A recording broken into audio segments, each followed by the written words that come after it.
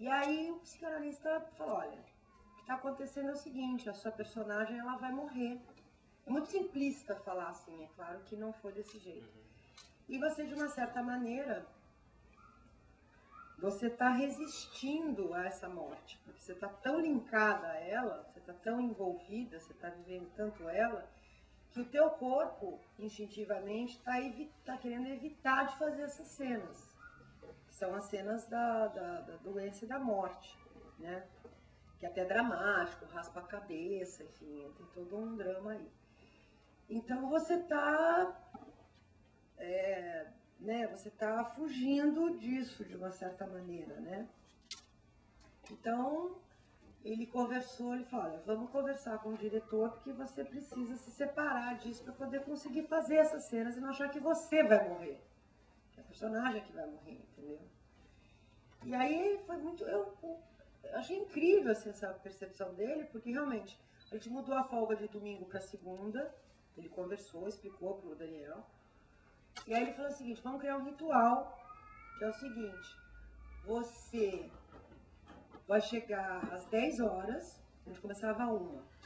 Você vai pedir para o Daniel continuar com as aulas de balé, porque você precisa de uma coisa física para gastar essa energia. Aí você vai tomar um banho, almoçar, sei lá, e vestir a roupa da personagem e fazer as cenas que você tem que fazer.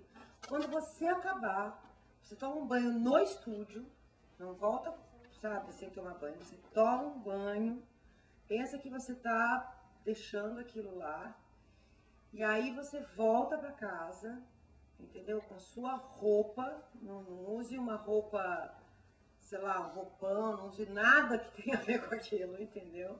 Se possível, leve outra roupa, sabe assim? Que é o pouco tempo que você tem para voltar para casa e começar de novo. E na segunda-feira, para que isso crie um ritual para você, que você está interpretando o personagem. Você não está sendo ela. Porque eu estava sendo ela, estava vivendo isso 5 meses. E na segunda-feira você vem aqui, a gente conversa, claro que eu não vou fazer uma terapia com você nem nada, porque eu vou dar um apoio, a gente vai falar sobre você, seja o que for.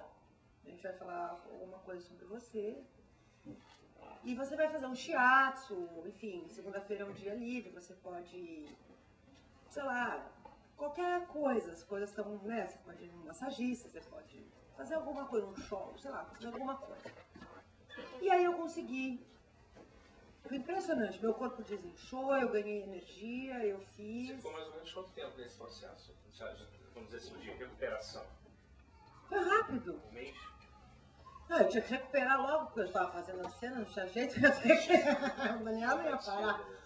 Mas assim, na primeira semana que a gente foi fazendo isso, quer dizer, eu percebi, acho que também porque eu conversei com ele, porque a gente, né, foi conversando e tal, quer dizer, quando ele explicou mais ou menos o que estava acontecendo, só disso já me deu uma sensação de que, tá, quer dizer, bateu em algum lugar.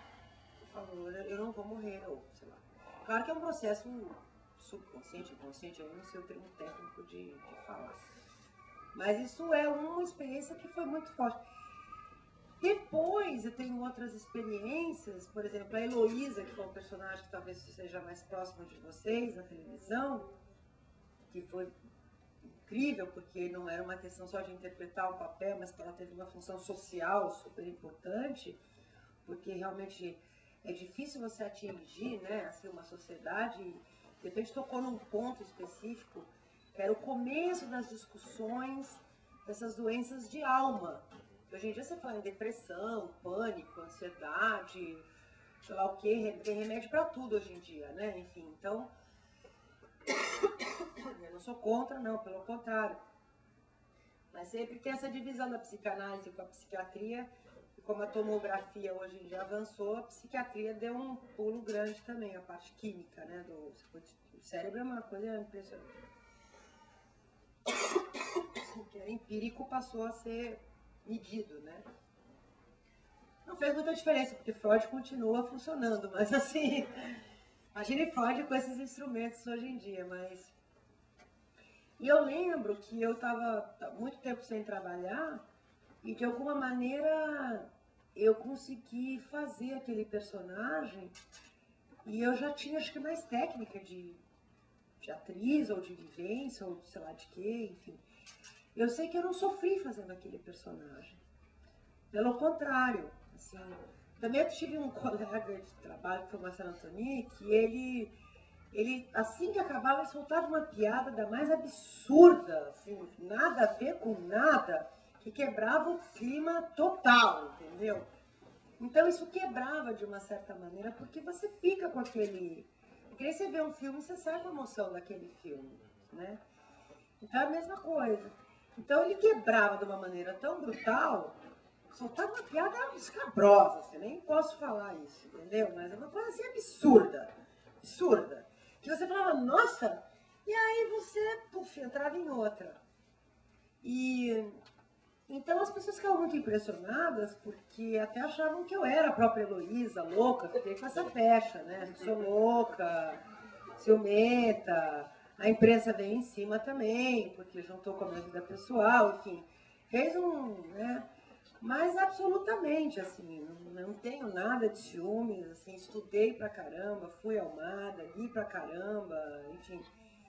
Botava muita cebola para chorar, porque eu falava, não vou ficar chorando aqui também, puxando emoções, porque no estúdio essa eu nem devia desmistificar tanto assim, mas não dá, entendeu? Eu falei, não dá, porque é um volume muito grande, né? Assim, então, e a gente se divertia fazendo, quer dizer, claro que não. Então era uma coisa que era um dos primeiros livrinhos que o Antunes deu, na época não tinha, vou ter que ler tudo de novo, né? Que é do Diderot, que chama Paradoxo do Ator, que é um livrinho fininho. E que ele fala exatamente isso, dessa duplicidade do ator. Ele tem que se ver fazendo, principalmente no teatro isso é mais fácil, mas que ele não pode ser realmente. Distanciamento, né? Que é o distanciamento.